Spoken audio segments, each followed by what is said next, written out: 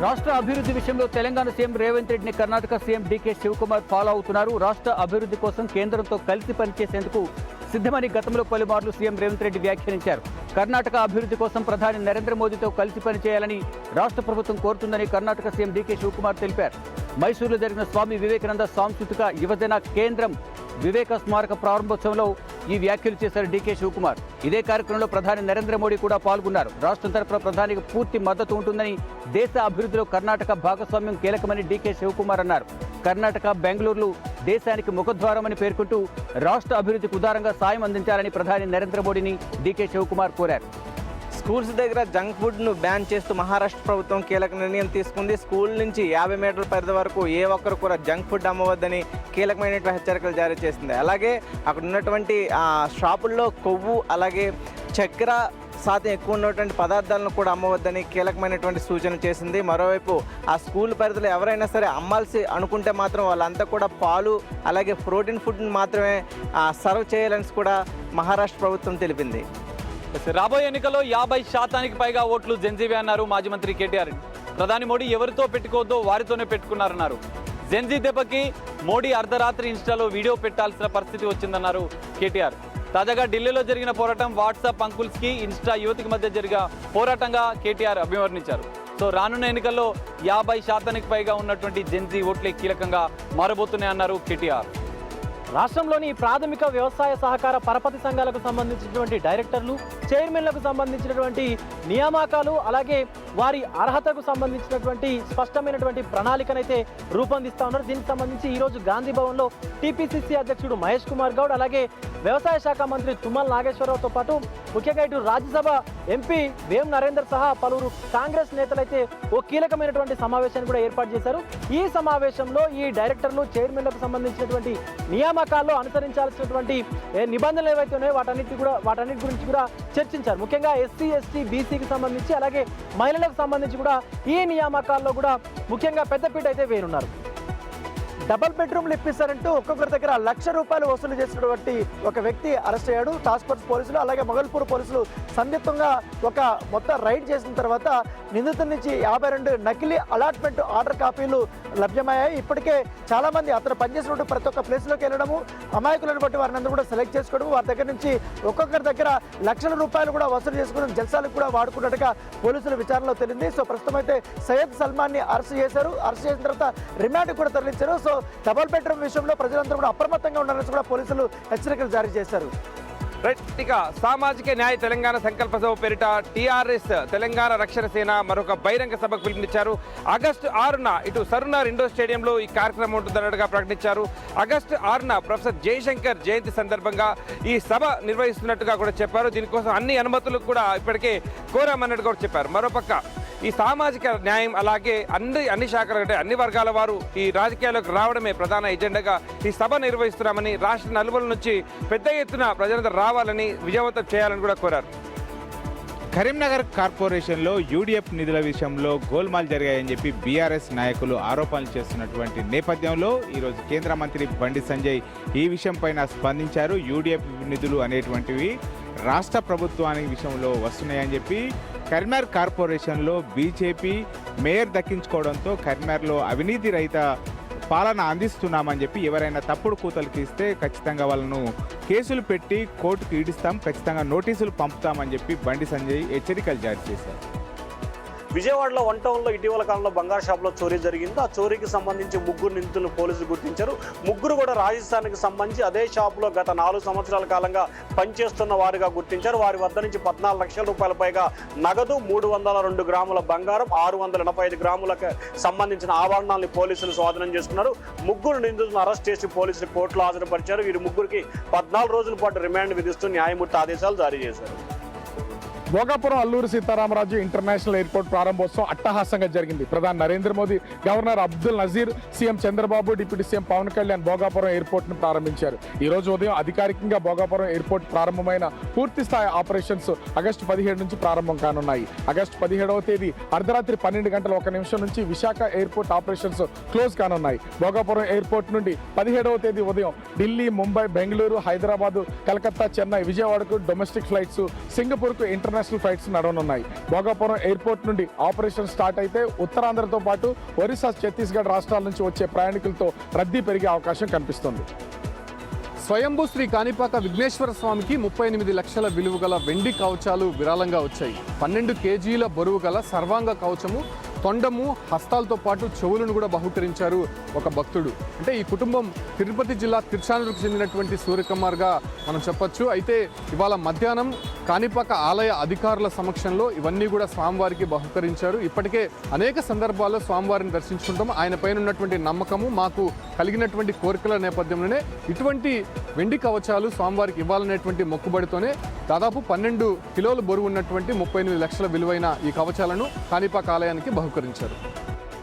Operation ముస్కాన్తో Nalgonda జిల్లాలో 124 మంది చిన్నారులకు విముక్తి కలిగింది. బాల కార్మికులను పనిలో పెట్టుకున్న 108 మంది యజమానులపై కేసులు నమోదు చేశారు. ఈ చిన్నారులంతా కూడా రైస్ మిల్లు, వివిధ షాపుల్లో, పరిశ్రమలో పనిచేస్తున్న వారిగా గుర్తించడం జరిగింది. వీరంతా కూడా యూపీ, కర్ణాటక, ఏపీకి చెందిన వారుగా గుర్తించడం జరిగింది. చిన్నారులని సిడబ్ల్యూసీ వెంట హాజరుపరిచి వారి తల్లిదండ్రుల వివరాలని గుర్తించడం జరిగింది. కొంతమంది చిన్నారులని బాల సంరక్షణ కేంద్రకి తరలించారు. 14 ఏళ్లలోపు చిన్నారులని పనిలో పెట్టుకుంటే కేసులు ఉంటాయని, అదేవిధంగా 14 నుంచి 18 ఏళ్లలోపు వారిని ప్రమాదకర పరిశ్రమలో కూడా పని చేయించడం నేరమని జిల్లా ఎస్పీ శరత్ చంద్ర ప్రభాత్ చెప్తున్నారు.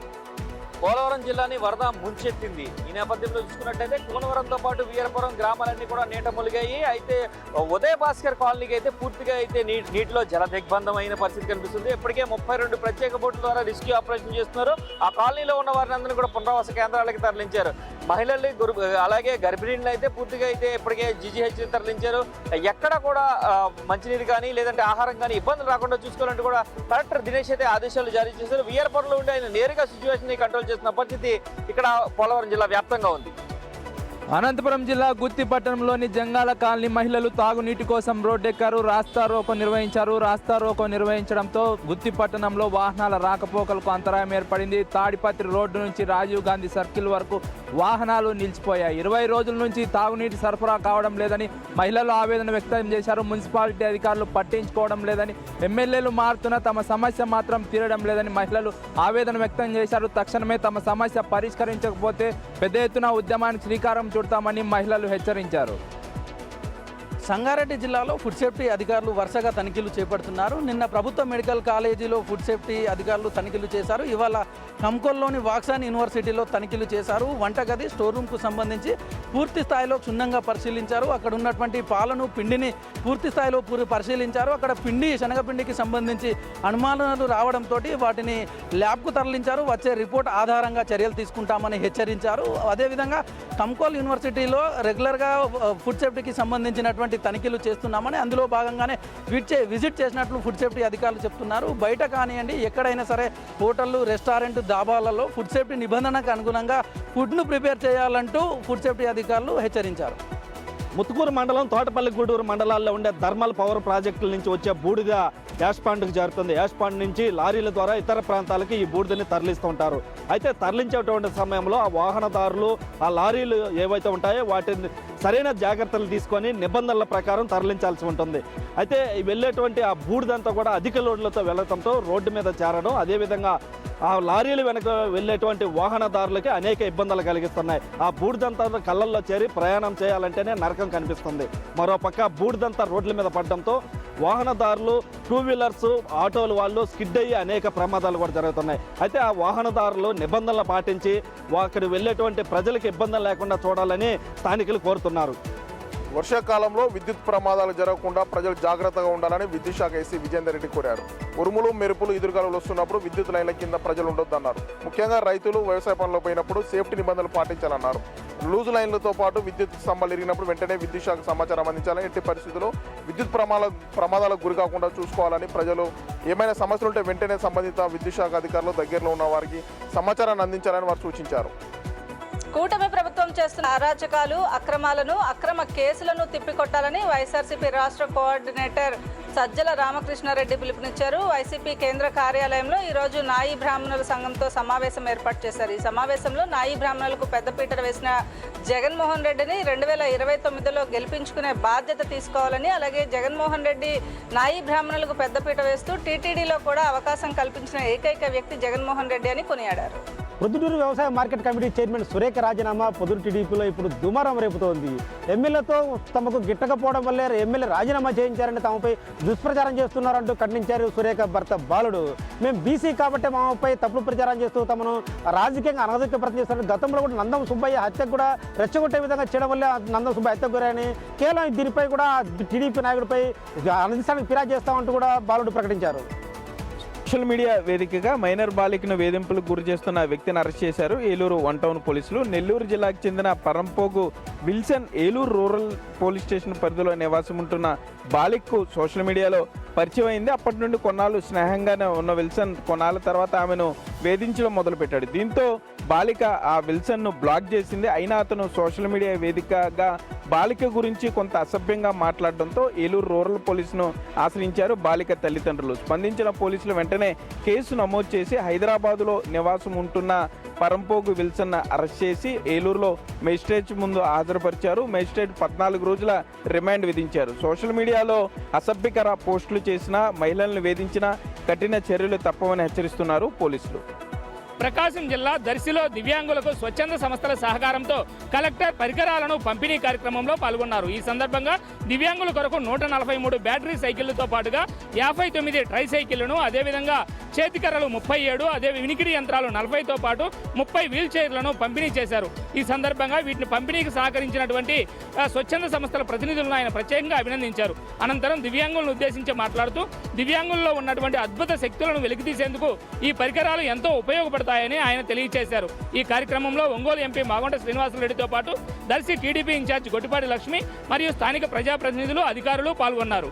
మంచిర్యాల జిల్లా భీమిని మండలం రాంపూర్ క్రాస్ రోడ్డు వద్ద అక్రమ రవాణా చేస్తున్న నిషేధిత గడ్డి మందును పట్టుకున్నారు పోలీసులు. పూర్తిగా మహారాష్ట్రలోని రాజురా నుంచి భీమిని మండలంకు తరలిస్తున్నటువంటి 1,44,000 విలువ చేసే 210 లీటర్ల నిషేధిత గడ్డి మందును స్వాధీనం చేసుకున్నారు. ఈ అక్రమ రవాణాకు పాల్పడుతున్న 4గురిని అదుపులోకి తీసుకున్నారు పోలీసులు. ఈ అక్రమ రవాణాకు ఉపయోగిస్తున్నటువంటి 2 ద్విచక్ర వాహనాలు, ఒక ఇన్నోవా వాహనాన్ని స్వాధీనం చేసుకున్నారు పోలీసులు. గత 4 రోజుల్లో కురుస్తున్న వర్షాలకి కామారెడ్డి జిల్లాలో పెద్ద ఎత్తున వాగులు, వంకలు పొంగి పొర్లుతున్నాయి. ముఖ్యంగా పెద్ద చెరువు సంబంధించి పూర్తిగా నిండిపోవడంతో అలుగుపారుతుంది. గతంలో జరిగిన పరిణామాలు అధికారులు సీరియస్గా తీసుకున్నారు. గతంలో భారీగా కురిసిన వర్షాలకి జిఆర్ కాలనీలో పూర్తిగా ఇళ్లని మునిగిపోయాయి. 100 కోట్ల రూపాయల నష్టం జరిగింది. అప్పట్లో పడిన ప్రజలు మరోసారి ఇబ్బంది పడకుండా అధికారులు అయితే సీరియస్ తీసుకున్నారు. ముఖ్యంగా పెద్ద చెరువు సంబంధించిన ఆ ప్రాంత ప్రజలందరూ కూడా జాగ్రత్త ఉండాలని కోరుతున్నారు. వచ్చే వర్షాకాలం కూడా ఇంకా చాలా వర్షాలు కురుస్తాయి కాబట్టి ప్రజలంతా అప్రమత్తంగా ఉండాలని అధికారులు హెచ్చరికలు జారీ చేస్తున్నారు.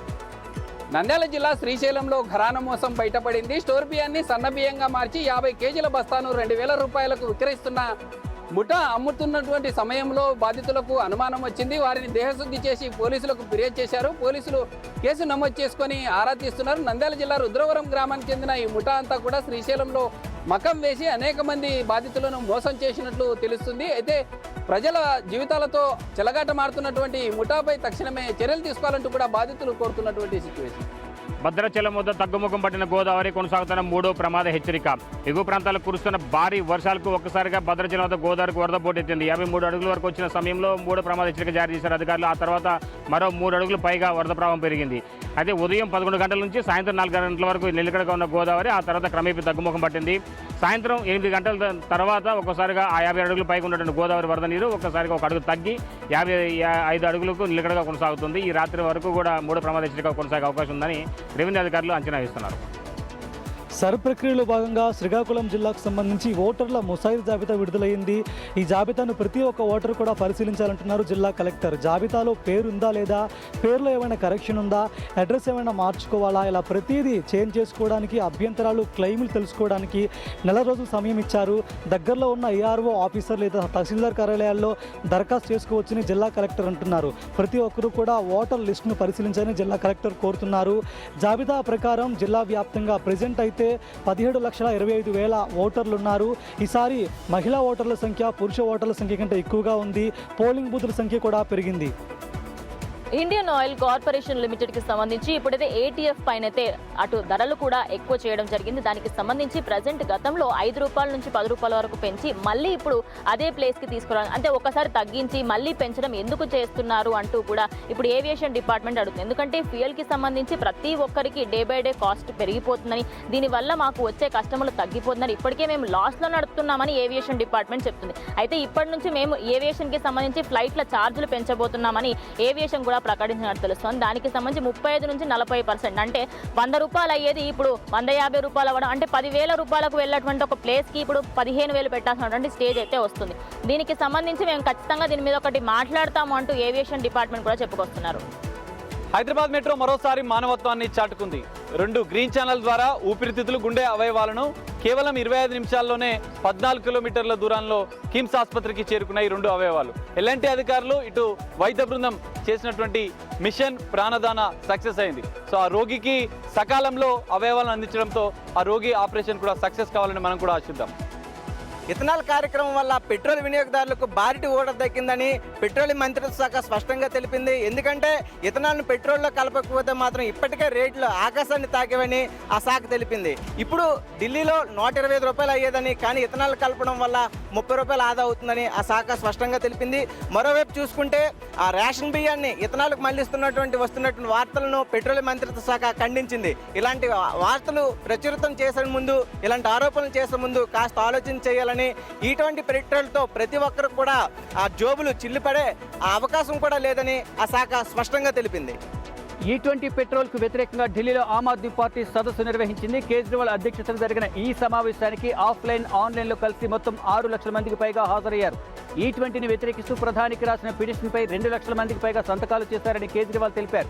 మంగళవారం ప్రధానికి స్వయంగా ఈ పిటిషన్ తానే అందజేస్తారని కేజ్రీవాల్ అన్నారు. E20కి వ్యతిరేకంగా దేశవ్యాప్తంగా ఆందోళన చేయాల్సిందేనని కేజ్రీవాల్ పిలుపునిచ్చారు. ఇథనాల్ వల్ల మైలేజ్ తగ్గిపోతుంది, వాహనాలు పాడవుతున్నాయని ఆయన తెలిపారు. ప్రభుత్వం దీనిపై స్టడీ చేసి రిపోర్ట్ను బయటపెట్టాలని కేజ్రీవాల్ డిమాండ్ చేశారు. ములుగు జిల్లా ఏటూరు నాగరం మండలంలోని ఎలిషెట్పల్లి గ్రామానికి బ్రిడ్జి లేకపోవడంతో నానావస్థలు పడుతున్న ఆదివాసీల బిగ్ టీవీ కథనాలపై మంత్రి సీతక్క స్పందించారు. 21 కోట్ల రూపాయలతో త్వరలోనే బ్రిడ్జి నిర్మాణం చేపడతామన్నారు. ప్రస్తుతం వర్షాలు కురుస్తున్న నేపథ్యంలో నిర్మాణ పనులు చేపట్టలేము. దసరా తర్వాత ఎలిషెట్టిపల్లికి బ్రిడ్జి నిర్మాణ పనులు మొదలుపెట్టి త్వరలోనే పూర్తి చేసి ఏజెన్సీ వాస ప్రాంతాలకు ఎటువంటి ఇబ్బందులు కలగకుండా చూస్తామని చెప్పారు. ఇక 2 నెలల లోపల పూర్తి స్థాయిలో టెండర్లకు కాల్ఫర్ చేసి కాంట్రాక్టర్లను కూడా తీసుకొచ్చి నిర్మాణం పూర్తి చేస్తామన్నారు. తెలంగాణ కాంగ్రెస్లో పూర్తి స్థాయిలో పదవులు భర్తీ కాలేదని కూడా కాంగ్రెస్ పార్టీలో అసంతృప్తి వ్యక్తం చేస్తుంది. పెండింగ్లో ఉన్నటువంటి పదవులను వెంటనే భర్తీ చేయాలనే డిమాండ్ కాంగ్రెస్ పార్టీలో వినిపిస్తుంది. ముఖ్యంగా మహేష్ కుమార్ గౌడ్ పీసీసీ అధ్యక్షుడై దాదాపు 2 సంవత్సరాలు కావస్తున్న ఇంతవరకు పార్టీలో పదవులో పందేరం పూర్తి కాకపోవడం పట్ల కూడా పార్టీలో అసంతృప్తి జ్వాలలు ఎగిసిపడుతున్నాయి. ఈ యొక్క నేపథ్యంలో పీసీసీ వర్కింగ్ ప్రెసిడెంట్లను, అదేవిధంగా పెండింగ్లో ఉన్నటువంటి డీసీసీ అధ్యక్షులను, అంతేకాకుండా మీడియా కమిటీని, ప్రచార కమిటీని ఈ నెలాఖరులో పూర్తి చేస్తామని ఏఐసీసీ ఆలోచనకు వచ్చినది తెలుస్తుంది. మరి ఈ యొక్క నేపథ్యంలో ఈ నెలాఖరునైనా ఈ పోస్టులు భర్తీ అవుతాయా లేవా అనేది కూడా టీపీసీసీలో ఆసక్తికరమైన చర్చ జరుగుతుంది. పశ్చిమాసియా యుద్ధ ప్రభావంతో రేరా కీలక నిర్ణయం తీసుకుంది. ఫిబ్రవరి 28 ఆ తర్వాత గడువు ముగియాల్సింది రిజిస్ట్రేషన్కి, కానీ మరో 4 నెలలు పెంచింది. దీంతో రియల్ ఎస్టేట్ వర్గాలు ఆనందాన్ని వ్యక్తం చేస్తున్నాయి. ఇతర దేశాల నుంచి రావాల్సినటువంటి ఇనుము, సిమెంటు వీటికి సంబంధించి ధరలు ఎక్కువగా ఉండడంతో అనుకున్నటువంటి గడువులోపు నిర్మాణాలు చేయలేకపోయాము. రేరా 4 నెలలు గడువు ఇవ్వడంతో అనుకున్నటువంటి విధంగానే నిర్మాణాలు చేసి కొనుగోలుదారులకు ఇస్తామని చెప్తున్నారు. కొనుగోలుదారులు ఎలాంటి ఇబ్బందులు పడాల్సినటువంటి అవసరం లేదు. అనుకున్నటువంటి టైంకి నిర్మాణాలు పూర్తి చేసి ఇస్తామని చెప్పేసి రియల్ ఎస్టేట్ వర్గాలు చెప్తున్నాయి. తిరుమలకు వచ్చేటువంటి భక్తులకి ఇది ఒక హైలైట్ అని చెప్పొచ్చు. తిరుమలలో వరుసగా చైన్ స్నాచింగ్లు, చోరీలకు పాల్పడుతున్నటువంటి ముఠాలను అనేక సందర్భాల్లో పోలీసులు గుర్తించారు. అయితే తాజాగా రాంబగీచా అతిథి గృహంలో కృష్ణా జిల్లా మచిలీపట్నం దిగినటువంటి కుటుంబం అక్కడ బస చేసింది. అయితే నగలను పూర్తిగా రూమ్లో పెట్టి దర్శనానికి వెళ్లారు. ఇంతలోనే అక్కడ ఒక కిటికీలో నుంచి వ్యక్తి పూర్తిగా కూడా అవన్నీ కూడా దోచుకుని వెళ్లారు. ప్రస్తుతం సీసీ కెమెరాలు ఆధారంగా అతన్ని గుర్తించే ప్రయత్నం చేస్తారు. మరోవైపు చైన్ స్నాచింగ్కి పాల్పడినటువంటి వ్యక్తిని కూడా గుర్తించే ప్రయత్నం చేస్తున్నాడు. తమిళనాడు రాష్ట్రం తిరువల్లూరు జిల్లాకు సంబంధించినటువంటి సురేష్ కుమార్ గా గుర్తించారు. ప్రస్తుతం అతన్ని పట్టుకునే ప్రయత్నం అయితే తిరుమల పోలీసులు చేస్తున్నారు. అంబేద్కర్ కోనసీమ జిల్లా ముమ్మడివరం నియోజకవర్గంలో వరద భయంతో అయితే లంక ప్రాంత రాష్ట్రాలందరూ కూడా గజగజ వణికిపోతున్న పరిస్థితి కనిపిస్తుంది. ఏటా 2-3 సార్లు వచ్చే వరదతోటి పూర్తిగా అయితే భూమి కోతకు గురవుతుందంటూ ఆవేదన వ్యక్తం చేస్తున్నారు. అనేక కొబ్బరి చెట్లు కావచ్చు, వాణిజ్య పంటలు కావచ్చు నాశనం అవుతున్నాయంటూ కూడా వారు ఆవేదన వ్యక్తం చేస్తున్న పరిస్థితి కనిపిస్తుంది. ఈసారి వరదలు లేవు అనుకుంటున్న సమయంలో ఒక్కసారిగా పెరిగిన గోదావరి వరద భయంతో అయితే ఆ ప్రాంత వాసులంతా కూడా గజగజ వణికిపోతున్న పరిస్థితి కనిపిస్తుంది. ఇటుపక్క కోనలంకతో పాటు రేణులంక, అదేవిధంగా మరికొన్ని లంక గ్రామ ప్రజలందరూ కూడా తీవ్ర భయాందోళనకు గురవుతున్న పరిస్థితి కోనసీమలోని ముమ్మడివారి నియోజకవర్గంలో కనిపిస్తుంది. వరల్డ్ బ్యాంక్ నిధులతో కడెం ప్రాజెక్టు పూర్తి స్థాయి పునరుద్ధరణ చేపట్టేందుకు కృషి చేస్తామని నీటిపారుదల శాఖ మంత్రి ఉత్తమ్ కుమార్ రెడ్డి అన్నారు. మంత్రులు శ్రీధర్ బాబు, ఇటు వివేక్ వెంకటస్వామిలతో కలిసి ప్రాజెక్టును సందర్శించిన ఆయన అక్కడున్న అధికారులతో పూర్తిగా ప్రాజెక్టు యొక్క వివరాలను తెలుసుకున్నారు. ప్రాజెక్టులో ప్రస్తుతం ఉన్న నీటి మట్టం, అదేవిధంగా కొనసాగుతున్న ఇన్ఫ్లో వంటి విషయాలను అడిగి తెలుసుకున్నారు. అదేవిధంగా ఏదైతే జటిలమైన సమస్యగా ఉన్న పూడికకు సంబంధించి అతి త్వరలోనే పరిష్కారం దొరుకుతున్న హామీ ఇచ్చారు మంత్రి ఉత్తమ్ కుమార్ రెడ్డి. మార్కాపురం జిల్లాలో పులి మృతి చెందినటువంటి ఘటనపైన deputy CM Pawan Kalyan serious అయ్యారు. అధికారులు తుది నివేదికను సిద్ధం చేసి మరి కాసేపట్లో పవన్ కళ్యాణ్కు అందజేయనున్నారు. పులి మృతి చెందడానికి గల కారణాలు, ఒకవేళ కరెంట్ షాక్తో చనిపోయిందా, లేకపోతే ఏదైనా అనారోగ్య కారణాలతో చనిపోయిందా, లేకపోతే ఎవరైనా దానిని చంపేశారా అనే వివరాలతో కూడినటువంటి ఒక నివేదికను అధికారులు సిద్ధం చేశారు. ఈ నేపథ్యంలో మరి కాసేపట్లో డిప్యూటీ సీఎం పవన్ కళ్యాణ్కు నివేదికను అందించనున్నారు అధికారులు. తాడిపత్రి మండలం గంగదేవిపల్లి మాజీ సర్పంచ్ హనుమంత్ రెడ్డి పైన దాడి జరిగింది. గంగదేవిపల్లి నుంచి తాడిపత్రికి వస్తుండగా పులి ప్రొద్దుటూరు సమీపంలో వాహనాన్ని అడ్డగించి గుర్తు తెలియని వ్యక్తులు దాడి చేశారు. కర్రలు, కత్తలతో దాడి చేశారు. తీవ్రంగా గాయాలు కావడంతో తాడిపత్రి ప్రభుత్వ ఆసుపత్రికి తరలించారు. మెరుగైన చికిత్స కోసం అనంతపురం ప్రభుత్వ ఆసుపత్రికి తరలించారు. అనంతపురం ప్రభుత్వ ఆసుపత్రిలో ప్రస్తుతం చికిత్స పొందుతున్నారు. పోలీసులు కేసు నమోదు చేసుకొని దర్యాప్తు చేస్తున్నారు. కృష్ణా జిల్లా జడ్పీ సమావేశం జరిగింది. ఈ సమావేశంలో ప్రజాప్రతినిధులు ప్రభుత్వాన్ని తీవ్రస్థాయిలో విమర్శలు వర్షించారు. రాష్ట్రంలో ఎలినో ప్రభావం ఉన్న నేపథ్యంలో రైతులని పంటలు వేయొద్దని చెప్పి అధికారులు జిల్లా కలెక్టర్ హెచ్చరికలు జారీ చేశారు. ఈ నేపథ్యంలో ఎరువులు, విత్తనాలు ఎందుకు సరఫరా చేశారు, నీళ్లు ఇవ్వడం చేతగా అన్నప్పుడు ఎరువులు, విత్తనాలు ఎలా సరఫరా చేశారు, వాటిని కూడా వెనక్కి తీసుకోండి, లేకపోతే నీళ్లు ఇవ్వాలని చెప్పి పలువురు ప్రజాప్రతినిధులు జిల్లా అధికారులను నిలదీశారు. మరొకవైపు రాష్ట్రంలో విస్తారంగా వర్షాలు కురుస్తున్నాయి. 2-3 రోజుల్లోనే సమస్య పరిష్కారం అయ్యే అవకాశాలు ఉందని చెప్పి జిల్లా అధికారులు నచ్చజెప్పే ప్రయత్నం చేశారు. ప్రభుత్వానికి కట్టాల్సిన సీఎంఆర్ బకాయిల విషయంలో విజిలెన్స్ అండ్ ఎన్ఫోర్స్మెంట్ అధికారులు ఉమ్మడి నిజామాబాద్ జిల్లాలో ఇంకా దాడులు కొనసాగుతున్నాయి. ఇప్పటికే 2022-23కి సంబంధించిన బకాయిల విషయంలో ఇటు సిద్ధిరామేశ్వర ఇండస్ట్రీకి సంబంధించి యజమాని కాపర్తి శ్రవణ్పై కేసు నమోదైంది, విచారణ కొనసాగుతుంది. అంతేకాకుండా బోధనకి సంబంధించిన మరో 2 రైస్ మిల్లపై విచారణ కొనసాగుతుంది. ఇటు 2021-22కు సంబంధించి కూడా మాజీ ఎమ్మెల్యే షకీల్పై కేసు నమోదైంది, ఈడీ విచారణ కొనసాగుతుంది. బకాయిల విషయంలో సీరియస్గా తీసుకున్నారు.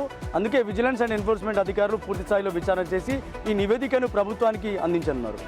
నేషనల్ సెక్యూరిటీ అడ్వైజర్ అజిత్ దోవల్కు ప్రతిష్టాత్మకమైనటువంటి లోక్మాన్య తిలక్ అవార్డు వరించింది. ఆగస్టు 1న ఈ అవార్డును ప్రదానం చేస్తారు. అయితే ఈ అవార్డును ప్రదానం చేసే క్రమంలో ఆయన వర్ధంతి రోజు అయినటువంటి ఈ రోజున అవార్డును ప్రదానం చేయనున్నారు. అయితే ఇప్పటి వరకు కూడా ఇందిరాగాంధీ, ప్రధాని నరేంద్ర మోడీ, మన్మోహన్ సింగ్, వాజ్పేయి అవార్డును అందుకున్నారు. ఇప్పుడు ఈ అవార్డు అందుకున్నటువంటి 5వ వ్యక్తిగా అజిత్ దోవల్ నిలిచారు. ఆయన కేంద్ర హోంశాఖ మంత్రి అమిత్ షా చేతుల మీదుగా ఈ అవార్డును అందుకున్నారు. దేశభక్తి, అలాగే దేశ భద్రత, మరోవైపు ఫారెన్ పాలసీ గురించి ఆయన చేసినటువంటి విశేష సేవలకు గాను ఈ అవార్డు అనేది వరించింది.